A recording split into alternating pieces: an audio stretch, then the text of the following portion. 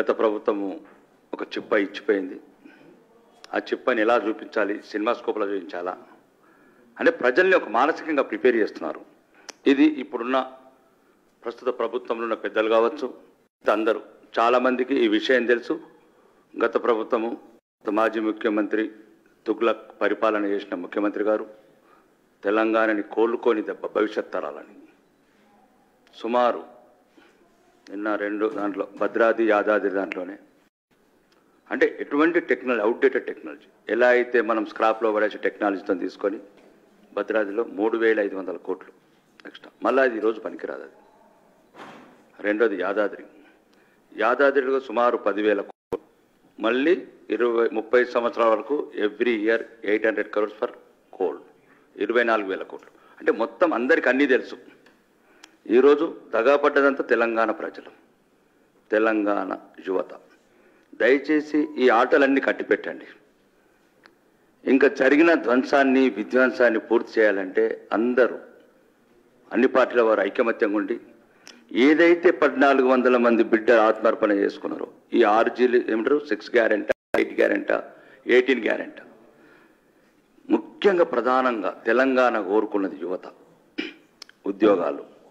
దయచేసి ప్రాధాన్యత క్రమంలో ముందు యువతకు ఉద్యోగాలు ఇవ్వండి. ఒక స్పెషల్ వెహికల్స్ టాస్క్ ఫోర్స్ పెట్టండి. ఏదైతే February 1 నాడు మెగా డిఎస్ చేస్తామన్నారో అది వేయండి.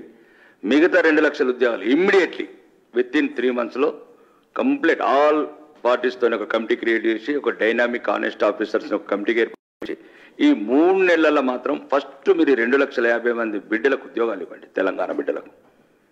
రెండోది 10 సంవత్సరాల నుంచి ఒక పేదవాడికి ఇల్లు కట్టకుండా, మా ఉదాహరణకు మా నియోజకవర్గంలో ఇంతవరకు 80 ఏళ్ళకి ఇల్లు కట్టలేదు, ఒక పెన్షన్ ఇవ్వలేదు, ఒక రేషన్ కార్డు ఇవ్వలేదు, ఒక టీచర్ని రిక్రూట్మెంట్ చేయలేదు, ఒక స్కూల్ని రిపేర్ చేయలేదు. అన్ని వ్యవస్థలు ధ్వంసం చేశారు. విద్య, వైద్యం, ఉపాధి అన్ని వ్యవస్థల్ని.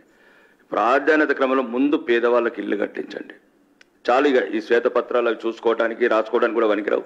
ఉన్న అప్పులు ఏమిటి పోవు, ఆదాయం ఎలా పెంచుకోవాలి, ఈ వనరులు ఎట్లా సమకూర్చుకోవాలి, ఈ విద్యార్థులకు ఎలా ఇమ్మీడియట్లీ ఉద్యోగాలు ఇవ్వాలి, పేదవాళ్లకు ముందు ప్రాధాన్యత క్రమంలో ఇల్లు కట్టివ్వాలి.